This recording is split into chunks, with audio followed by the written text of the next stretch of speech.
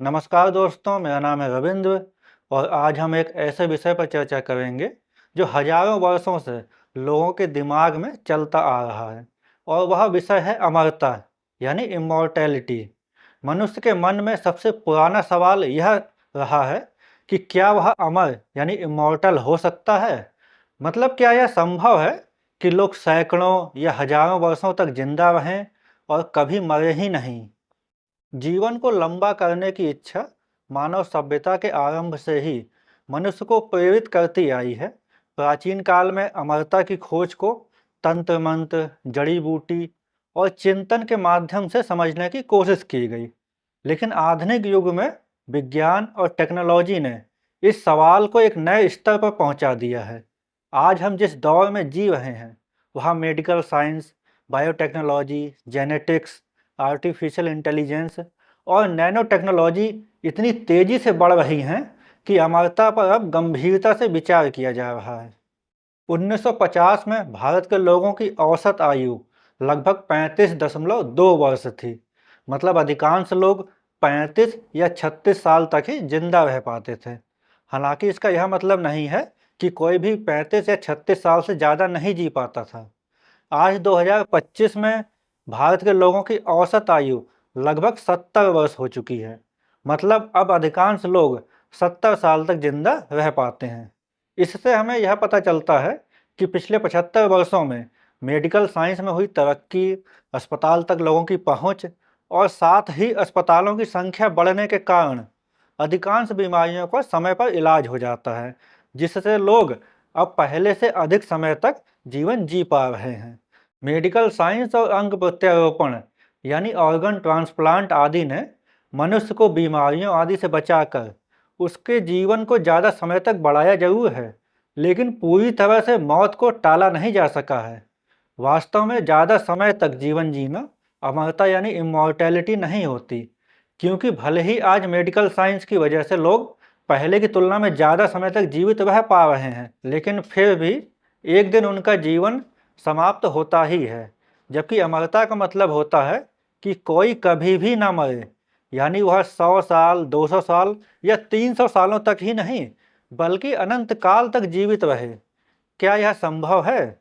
सच्चाई यह है कि वर्तमान समय में यह संभव नहीं है। क्या भविष्य में यह संभव हो सकता है? इस सवाल का जवाब सीधा नहीं है, बल्कि इसका जवाब हमें खोजना पड़ेगा। जब लोग अमरता के बारे में चर्चा करते हैं, तो वे यह नहीं समझ पाते कि अमरता का प्रश्न इतना सीधा और सरल नहीं है, जितना लोग सोचते हैं। वास्तव में अमरता जीवन से जुड़ी हुई संकल्पना यानी कॉन्सेप्ट है। जीवन के खत्म ना होने को ही अमरता कहा जाता है। इसलिए अमरता को समझने के लिए पहले हमें जीवन को समझने की ज़रूरत है।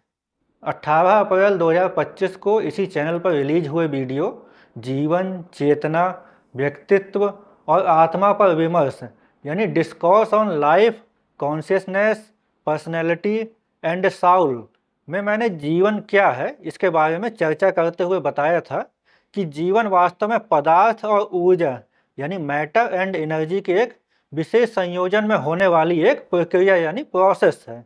जब किसी कारण यह प्रक्रिया रुक जाती है तो इसका अर्थ होता है कि अब वह जीव जीवित नहीं रहा।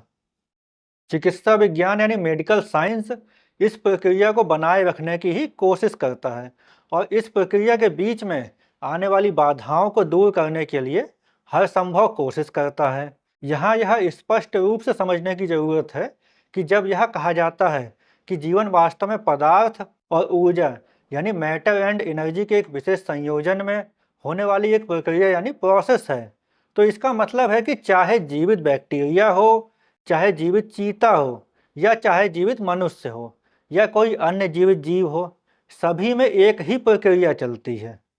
पदार्थ और ऊर्जा के विशेष संयोजन में होने वाली यह प्रक्रिया इस धरती पर इतनी सामान्य है कि इस धरती पर हमें हर कहीं जीवन मिल जाता है और करोड़ों वर्षों में भी खत्म नहीं हुआ।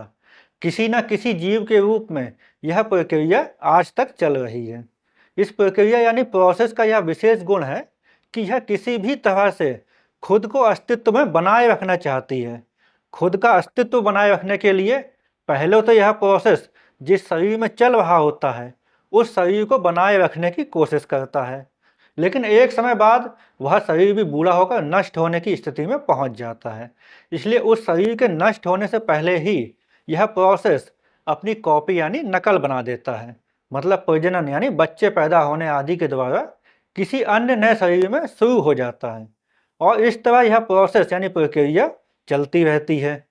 इस धरती पर पिछले करोड़ों वर्षों में अनगिनत प्राकृतिक आपदाएं आईं, वातावरण में परिवर्तन हुए, असंख्य बीमारियां फैलीं, लेकिन किसी न किसी रूप में जीवन बचा रहा। इसी तरह चाहे कोई भी जीव हो, उसकी यही कोशिश रहती है कि किसी भी तरह उसका जीवन बचा रहे। यह कोशिश जीव की इच्छाओं के बिना भी खुद ही चलती रहती है। पृथ्वी यानी यह धरती आज से लगभग 4.6 अरब वर्षों पहले बनी, और इस पर जीवन की शुरुआत आज से लगभग 3.5 से 3.8 अरब वर्षों पहले हुई, और तभी से किसी न किसी रूप में आज तक पृथ्वी पर जीवन मौजूद है। इस तरह अगर जीवन के खत्म ना होने को ही अमरता माना जाए, तो पृथ्वी पर जीवन उत्पन्न होने के बाद से आज तक किसी न किसी रूप में बना हुआ है, यानी पृथ्वी पर तो जीवन पहले से ही अमर है। लेकिन जब लोग अमरता पर विचार करते हैं, तो अमरता की इस परिभाषा को नहीं माना जाता है, बल्कि अमरता व्यक्तिगत जीवन यानी इंडिविजुअल लाइफ के कभी न नष्ट होने को कहा जाता है। मतलब अगर कोई मनुष्य या कोई अन्य जीव अनंत काल तक जिंदा रहे, तो उसे ही अमरता कहा जा सकता है। यानी अगर कोई व्यक्ति ए है, तो अमरता का मतलब है कि वह व्यक्ति ए अनंत काल यानी एटर्निटी तक जीवित रहे। भले ही सरल शब्दों में अमरता की यह परिभाषा बहुत आसानी से समझ में आ जाती है, लेकिन लोग यह नहीं समझ पाते कि इसमें कितनी जटिलताएं हैं। मैंने पहले ही बताया है कि मेडिकल साइंस और अन्य टेक्नोलॉजी में की गई तरक्की के कारण ही आज मनुष्यों की औसत आयु पहले से बहुत बढ़ गई है, और मनुष्य आज सामान्य रूप से ज़्यादा समय तक जीवित रह पा रहे हैं। इसलिए यह विचार आना स्वाभाविक है कि जिस तरह आज मनुष्य 70, 80 या 100 साल जी पा रहा है, उसी तरह भविष्य में मेडिकल साइंस और अन्य टेक्नोलॉजी की सहायता से मनुष्यों की औसत आयु 200, 300 या हजारों वर्षों तक होना असंभव नहीं है। इसी प्रकार मेडिकल साइंस और अन्य आधुनिक टेक्नोलॉजी से व्यक्तिगत जीवन मतलब व्यक्ति ए के जीवन को अनंत समय तक बचाए रखना ही अमरता है। लेकिन यहाँ सबसे महत्वपूर्ण प्रश्न उठता है कि व्यक्तिगत जीवन यानी इंडिविजुअल लाइफ क्या है। मतलब व्यक्ति ए वास्तव में क्या है जिसे अमरता के लिए अनंत काल तक बचाना जरूरी है। यह प्रश्न बहुत साधारण लगता है कि व्यक्ति ए, या कह सकते हैं कि मैं क्या है। लोग सोचेंगे कि यह कैसा प्रश्न है, मैं तो मैं ही हूँ जो खेती, पढ़ाई लिखाई, बिजनेस या नौकरी करता हूँ, इस शहर या गांव में इस देश का रहने वाला हूँ आदि। लेकिन यह प्रश्न जितना आसान लगता है, इसका उत्तर उतना आसान है नहीं। अमरता के लिए सबसे पहले इसी प्रश्न का उत्तर जानना जरूरी है कि व्यक्ति ए या मैं क्या है। हम जानते हैं कि जीव या मनुष्य का शरीर पदार्थ और ऊर्जा यानी मैटर और एनर्जी से बना होता है। एल्बर्ट आइंस्टीन ने बताया कि पदार्थ और ऊर्जा वास्तव में एक ही हैं, और दोनों को एक दूसरे में बदला जा सकता है। ऊर्जा यानी एनर्जी वास्तव में क्या है, इस पर मैंने 16 जुलाई 2025 को इसी चैनल पर रिलीज हुए वीडियो व्हाट इज एनर्जी यानी ऊर्जा क्या है में विस्तार से बताया है। व्यक्ति ए क्या है या मैं क्या है, इसे समझने के लिए हमें 4 महत्वपूर्ण संकल्पनाओं यानी कॉन्सेप्ट्स को समझना बहुत जरूरी है, जो हैं जीवन, चेतना, आत्मा और व्यक्तित्व। इसी चैनल पर 18 अप्रैल 2025 को जीवन, चेतना, व्यक्तित्व और आत्मा पर विमर्श यानी discourse on life, consciousness, personality and Saul, और 22 सितंबर 2025 को कुछ भी स्थायी नहीं है यानी nothing is permanent video release हुए। इन दोनों वीडियो में मैंने जीवन, चेतना, व्यक्तित्व और आत्मा यानी life, consciousness, personality and Saul पर विस्तार से गहन विश्लेषण किया है। आप लोग इन वीडियो को देखकर समझ सकते हैं यहाँ उसे रिपीट करने की ज़रूरत नहीं है, केवल संक्षेप में बता दूँ कि पदार्थ और ऊर्जा यानी मैटर और एनर्जी के विशेष संयोजन यानी कॉम्बिनेशन में होने वाली प्रक्रिया यानी प्रोसेस जो जीवों में मैं का एहसास कराती है ही चेतना यानी कॉन्शियसनेस होती है। जबकि अधिकांश दार्शनिक व सामान्य लोग मैं के एहसास को ही चेतना यानी कॉन्शियसनेस समझ लेते हैं। उनके इस भ्रम ने ही इस विचार को जन्म दिया कि पदार्थ और ऊर्जा से बने शरीर से अलग चेतना कोई अभौतिक वस्तु है। इसे ही वे लोग आत्मा या जीव भी कहते हैं। जबकि वास्तविकता यह है कि चेतना यानी कॉन्शियसनेस मैं का एहसास नहीं होती, बल्कि वह प्रक्रिया यानी प्रोसेस होती है जो हमारी इंद्रियों से मिलने वाली सूचनाओं को संसाधित यानी प्रोसेसिंग करके मैं का एहसास बनाती है। वास्तव में पदार्थ और ऊर्जा यानी मैटर और एनर्जी के एक विशेष संयोजन यानी कॉम्बिनेशन के फलस्वरूप ही शरीर में चेतना यानी कॉन्शियसनेस पैदा होती है। इस तरह पदार्थ और ऊर्जा यानी मैटर और एनर्जी के विशेष संयोजन यानी कॉम्बिनेशन से ही जीवों का शरीर और चेतना बने हैं। चेतना जिस मैं का एहसास बनाती है वह मैं वास्तव में हमारा व्यक्तित्व यानी पर्सनैलिटी होता है, जो व्यक्ति के विचारों, भावनाओं, व्यवहार और आदतों का संयोजन यानी कॉम्बिनेशन होता है। यह किसी व्यक्ति की अद्वितीय यानी यूनिक पहचान होती है। व्यक्तित्व ही एक व्यक्ति को दूसरे व्यक्ति से अलग बनाता है और व्यक्तित्व समाज की उपज है। बिना समाज के व्यक्तित्व होना संभव नहीं है। इस तरह मैं या व्यक्ति ए में ए व्यक्तित्व ही है। अगर व्यक्तित्व नहीं होता तो व्यक्ति ए और व्यक्ति बी में कोई अंतर नहीं होता। व्यक्तित्व ही मनुष्यों को अलग अलग पहचान देता है। इस तरह हम व्यक्ति ए क्या है या मैं क्या है, इस प्रश्न के उत्तर पर पहुंच चुके हैं कि व्यक्ति पदार्थ और ऊर्जा यानी मैटर और एनर्जी का विशेष संयोजन है, जिनमें जीवन नाम की प्रक्रिया यानी प्रोसेस चल रही है। इस जीवन नाम के प्रोसेस से ही चेतना यानी कॉन्शियसनेस नाम का प्रोसेस भी चलता है, जो मैं का एहसास बनाता है। यह मैं ही व्यक्तित्व होता है, जो उस समाज की उपज होता है जिसमें वह व्यक्ति रहता है। क्योंकि समाज एक कृत्रिम यानी आर्टिफिशियल व्यवस्था होती है, इसीलिए व्यक्तित्व भी कृत्रिम होता है, प्राकृतिक यानी नेचुरल नहीं।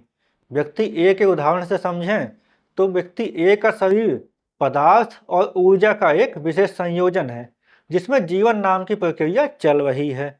जीवन नाम की यह प्रक्रिया ही चेतना नाम की एक और प्रक्रिया को चलाती है, जो व्यक्ति को मैं का एहसास कराती है। यहाँ तक सभी मनुष्य एक जैसे ही होते हैं। जो उन्हें अलग करता है वह है उनका मैं यानी उनका व्यक्तित्व। जो व्यक्ति ए के लिए ए है, मतलब उसका व्यक्तित्व ही ए है। व्यक्ति ए व व्यक्ति बी में जो अंतर होता है वह उनके व्यक्तित्व के कारण ही होता है, क्योंकि वास्तव में व्यक्ति ए और व्यक्ति बी दोनों ही पदार्थ और ऊर्जा के विशेष संयोजन हैं, जिनमें जीवन नाम की प्रक्रिया चल रही है, जो एक और प्रक्रिया को चलाती है जिसे चेतना यानी कॉन्शियसनेस कहते हैं। अब हम अमरता के प्रश्न पर इस नज़रिए से विचार करते हैं कि कोई भी व्यक्ति क्यों चाहता है कि वह अमर हो जाए। अमर होने के पीछे अनंत काल तक जीवन के सुख आनंद लेते रहने की इच्छा होती है।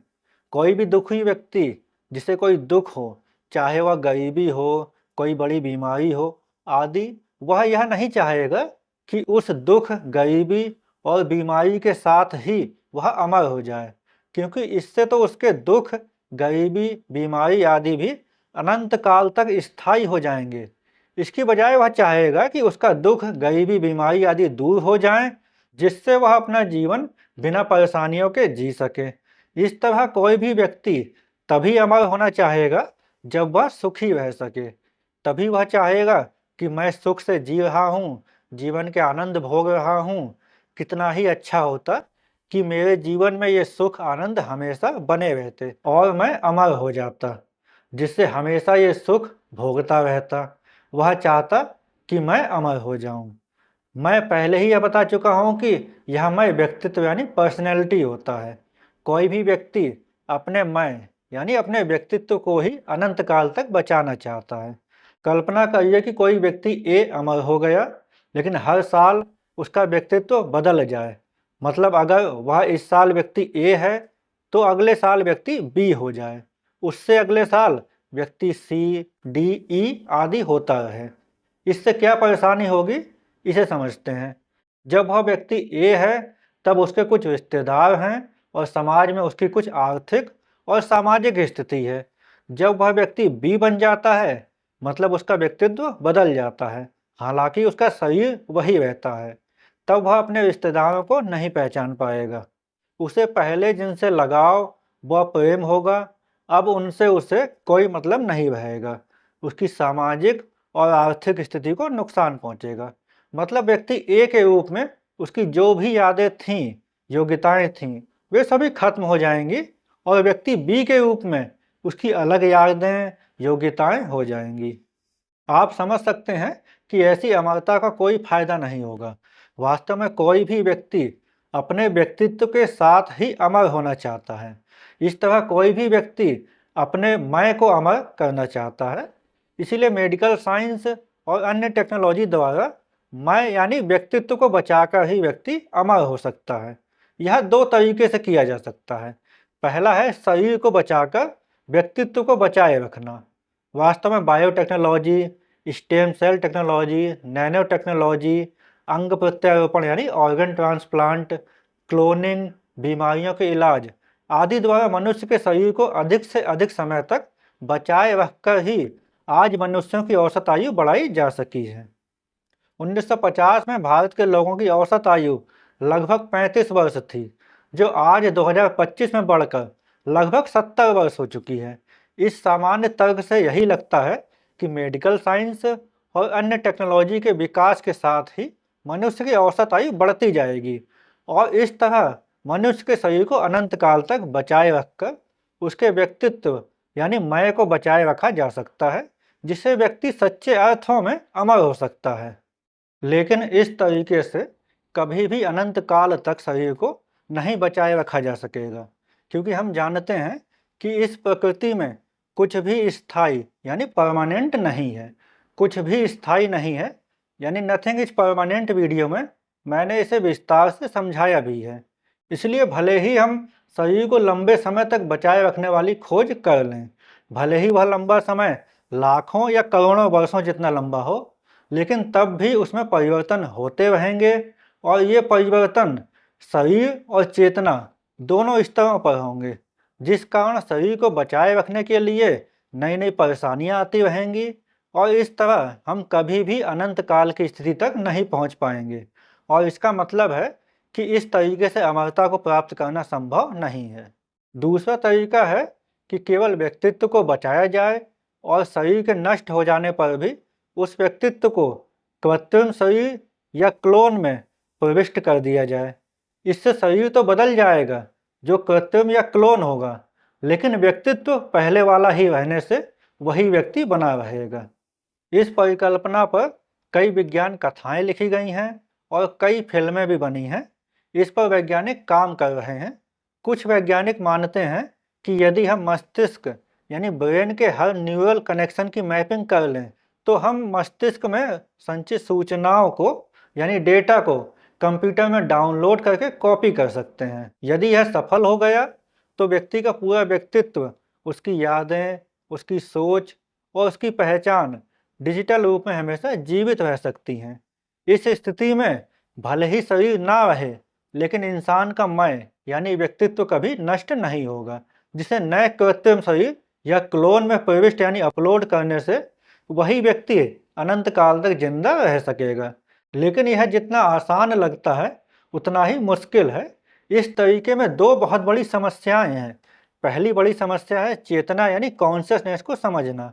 मैंने बताया है कि चेतना एक प्रक्रिया यानी प्रोसेस है, जो जीवों में मैं का एहसास बनाती है। मनुष्य में यही मैं व्यक्तित्व के रूप में सामने आता है। लेकिन अभी तक हम यह नहीं समझ सके हैं कि चेतना नाम की यह प्रक्रिया कैसे काम करती है। न्यूरोसाइंस यह समझने का विज्ञान है कि मस्तिष्क और नसों का जाल हमारी चेतना यानी कॉन्शियसनेस, व्यवहार और शरीर की गतिविधियों को कैसे नियंत्रित करता है। लेकिन चेतना को पूरी तरह समझना अभी बाकी है। वैज्ञानिकों को यह अच्छी तरह मालूम है कि मस्तिष्क के कुछ हिस्से जैसे सेरेब्रल कॉर्टेक्स और थैलेमस चेतना से गहराई से जुड़े हैं। न्यूरॉन्स की गतिविधि, उनके बीच का नेटवर्क और मस्तिष्क की तरंगें हमारे जागरूक होने या ना होने की स्थिति को तय करती हैं। एनेस्थेसिया, कोमा या नींद जैसी स्थितियों में बौद्धिक चेतना यानी सेंसिबल कॉन्शियसनेस कैसे दब जाती है, यह भी अब काफी हद तक स्पष्ट हो चुका है। मस्तिष्क की इमेजिंग तकनीक से यह भी पता लगाया जा सकता है कि कोई व्यक्ति जागरूक है या नहीं। फिर भी चेतना का असली रहस्य यह है कि न्यूरॉन की गतिविधियों से अनुभव, आत्मबोध और पहचान कैसे पैदा होती हैं। यह हिस्सा अभी भी विज्ञान की पकड़ से बाहर है। यह समझना आसान है कि मस्तिष्क सूचना को कैसे प्रोसेस करता है, लेकिन यह समझना मुश्किल है कि वही सूचना हमारे अंदर मैं की अनुभूति कैसे पैदा कर देती है। इस विषय पर दो बड़े मत हैं। एक मत यह कहता है कि चेतना पूरी तरह मस्तिष्क की भौतिक और रासायनिक प्रक्रियाओं का परिणाम है। दूसरा मत मानता है कि चेतना को केवल मस्तिष्क की गतिविधियों से समझाया नहीं जा सकता, उसमें कुछ और भी है जो अभी भी विज्ञान की पकड़ से बाहर है। इसी वजह से चेतना को विज्ञान की सबसे कठिन समस्याओं में से एक माना जाता है। न्यूरोसाइंस ने कई रहस्य सुलझाए हैं, लेकिन चेतना का अंतिम रहस्य कि वह कैसे काम करती है अभी भी अनसुलझा है। वास्तव में चेतना यानी कॉन्शियसनेस का प्रश्न एक दूसरे मूल प्रश्न कि जीवन क्या है से जुड़ा हुआ है। मैंने बताया है कि जीवन वास्तव में पदार्थ और ऊर्जा के एक विशेष संयोजन में होने वाली एक प्रक्रिया यानी प्रोसेस है। जब किसी कारण यह प्रक्रिया रुक जाती है तो उसका अर्थ होता है कि अब वह जीव जीवित नहीं रहा। यही प्रक्रिया चेतना नाम की प्रक्रिया भी चलाती है। इसीलिए चेतना को पूरी तरह तभी समझना संभव हो सकेगा जब हम जीवन नाम की प्रक्रिया को पूरी तरह से समझ जाएं। दूसरी बड़ी समस्या है कि चेतना को पूरी तरह से समझना एक बात है और उसके द्वारा बनने वाले मैं के एहसास को किसी एडवांस कंप्यूटर में डाउनलोड करना बिल्कुल ही अलग है। मनुष्य जन्म लेने से मरने तक हर समय अपनी पांचों ज्ञानेंद्रियों यानी आँख, कान, नाक, जीभ और त्वचा से बहुत सी सूचना यानी डेटा लेते रहते हैं, जिनसे ही चेतना यानी कॉन्शियसनेस मैं का एहसास बनाती है। यही मैं व्यक्तित्व होता है। लेकिन मैंने पहले ही बताया है कि चेतना एक प्रक्रिया है और इस प्रक्रिया को पूरी तरह समझने के बाद भी यह निश्चित करना लगभग असंभव ही होगा कि पांचों ज्ञानेंद्रियों से लिए गए डेटा यानी सूचनाओं की कितनी मात्रा से मैं यानी व्यक्तित्व बनता है, क्योंकि मनुष्य तो जीवन भर डेटा यानी सूचनाएं ग्रहण करता रहता है। इसी के साथ लोग समझते हैं कि मैं यानी व्यक्तित्व हमेशा स्थिर यानी समय के साथ ना बदलने वाला होता है, लेकिन यह सच नहीं है। मनुष्य का व्यक्तित्व परिवर्तनशील होता है, मतलब समय के साथ बदलता है। निरंतरता का एहसास केवल इसलिए होता है क्योंकि सूचनाओं का प्रवाह बना रहता है, लेकिन निरंतरता का एहसास और व्यक्तित्व एक ही नहीं है। इसे और स्पष्ट रूप से समझते हैं। मान लीजिए भविष्य में कोई टेक्नोलॉजी बन गई है जिससे किसी मनुष्य का पूरा व्यक्तित्व डाउनलोड करके मशीन या क्लोन में अपलोड किया जा सकता है। इस तरह माना व्यक्ति ए जब 25 साल का है, उसी समय उसका व्यक्तित्व डाउनलोड करके मशीन या क्लोन में अपलोड कर दिया गया। उस समय वह व्यक्ति और मशीन या क्लोन दोनों के अनुभव, यादें, सोचने का तरीका और भावनाएं बिल्कुल एक जैसी होंगी। ऐसा लगेगा मानो व्यक्ति एक ही दो कॉपी मौजूद हैं। लेकिन जैसा कि मैंने बताया है कि व्यक्तित्व स्थिर नहीं होता है। यह जीवन के अनुभवों, शरीर की अवस्थाओं, सामाजिक रिश्तों और नए विचारों से लगातार बदलता रहता है। इस तरह जब व्यक्ति ए आगे जिएगा तो उसे अलग अलग परिस्थितियों का सामना करना पड़ेगा। रिश्ते, काम, स्वास्थ्य, सफलता और असफलता सब उसके व्यक्तित्व को नया आकार देंगे। मशीन या क्लोन भी जीते हुए अनुभव हासिल करेगी, पर उसके अनुभव अलग होंगे। उसका शरीर अलग तरह से दुनिया को महसूस करेगा, उसके सामाजिक संपर्क अलग हो सकते हैं और उसके सामने आने वाली चुनौतियां भी अलग होंगी। अनुभवों में यह भिन्नता दोनों के व्यक्तित्व को अलग अलग दिशा में मोड़ देगी। यही नहीं, यादें भी हमेशा स्थिर नहीं रहती। मनुष्य पुरानी यादों को नए अर्थ देता है। वही घटना जिसे 25 साल का व्यक्ति दुखद मानता था, 50 की उम्र में उसे वह सीख या प्रेरणा लग सकती है। मशीन या क्लोन भी अपनी कॉपी की गई यादों का अर्थ अपने अनुभवों के आधार पर अलग तरह से समझेगी। इस तरह समय बीतने पर एक ही पुरानी यादें तो होंगी, लेकिन उनके भाव और असर दोनों के लिए अलग होंगे। यदि सोचा जाए कि मशीन को बिल्कुल वही परिस्थितियां और हर क्षण वही अनुभव मिले जो व्यक्ति ए को मिल रहे हैं, तो भी दोनों समान नहीं रहेंगे, क्योंकि एक ही अनुभव को दो व्यक्ति एक ही भाव में ग्रहण नहीं करते। यहाँ तक कि एक व्यक्ति भी एक ही अनुभव अलग अलग समय पर होने पर उसके प्रति पहले से अलग प्रतिक्रिया दे सकता है और पहले से अलग भाव रख सकता है। इस तरह यह वैसा ही होगा जैसे जुड़वा बच्चे बहुत कुछ साझा यानी शेयर करते हैं, लेकिन उनके व्यक्तित्व अलग होते हैं। अब कल्पना कीजिए, जब 25 साल बाद 50 वर्ष की उम्र में व्यक्ति ए और मशीन मिलते हैं। उनकी 25 साल तक की यादें तो समान होंगी, लेकिन जीवन के नए अनुभवों की वजह से उनके सोचने का तरीका, विचार, आदतें और रिश्तों को देखने का नजरिया बदल चुका होगा। इस तरह दोनों का व्यक्तित्व शुरुआत में समान था, लेकिन समय, अनुभव और नई सूचनाओं के कारण 50 वर्ष की उम्र में व्यक्ति ए का व्यक्तित्व मशीन या क्लोन से बिल्कुल अलग होगा। इस तरह भले ही मशीन या क्लोन में व्यक्ति ए का व्यक्तित्व अपलोड किया गया था, लेकिन समय बीतने पर मशीन या क्लोन का व्यक्तित्व बदल जाएगा और वह वही व्यक्ति ए नहीं रहेगी। इसी प्रकार की स्थिति तब भी होगी जब हम किसी व्यक्ति के व्यक्तित्व को उसकी मृत्यु के कुछ ही सेकंड पहले डाउनलोड करेंगे। इस तरह हम यह निश्चित नहीं जान सकते कि किसी व्यक्ति के जीवन के किस समय का व्यक्तित्व डाउनलोड करना उस व्यक्ति को परिभाषित करने के लिए पर्याप्त है, क्योंकि हम उसके जीवन के किसी भी समय का व्यक्तित्व डाउनलोड करेंगे, वह केवल उस समय विशेष का व्यक्तित्व होगा। जैसे ही हम उसे किसी मशीन, कृत्रिम शरीर या क्लोन में अपलोड करेंगे, वैसे ही नई सूचनाएं ग्रहण होने पर उसमें परिवर्तन होना शुरू हो जाएगा, जिस कारण वह व्यक्ति उस पहले वाले व्यक्ति से अलग होगा, जिसको अमर बनाने के लिए हमने यह सब कुछ किया। वास्तव में अमरता अनंत यानी इन्फिनिटी से जुड़ी है, मतलब अनंत काल तक जिंदा रहना ही अमरता है। लेकिन शून्य यानी जीरो और अनंत यानी इन्फिनिटी गणित यानी मैथमेटिक्स की संकल्पना यानी कॉन्सेप्ट्स हैं, जिनका ब्रह्मांड में कहीं अस्तित्व नहीं है, जबकि हमारा अस्तित्व इसी ब्रह्मांड में है। इस प्रकार अमरता यानी इमॉर्टैलिटी एक आदर्श है जिसे कभी भी प्राप्त नहीं किया जा सकता। तो हम इस निष्कर्ष पर पहुंचते हैं कि चेतना और जीवन को समझने के बावजूद भी अमरता प्राप्त करना संभव नहीं है। मनुष्य केवल मेडिकल साइंस और अन्य टेक्नोलॉजी की सहायता से बीमारियों से लड़ते हुए ज़्यादा से ज़्यादा समय तक जिंदा रह सकता है, लेकिन कभी भी अमर यानी इमॉर्टल नहीं हो सकता। तो दोस्तों, वीडियो अच्छी लगी हो तो वीडियो को लाइक करिए, कमेंट करिए और फिलोसोफर रवि चैनल को सब्सक्राइब करिए। मिलते हैं एक नए वीडियो में एक नए विचार के साथ। धन्यवाद, नमस्कार।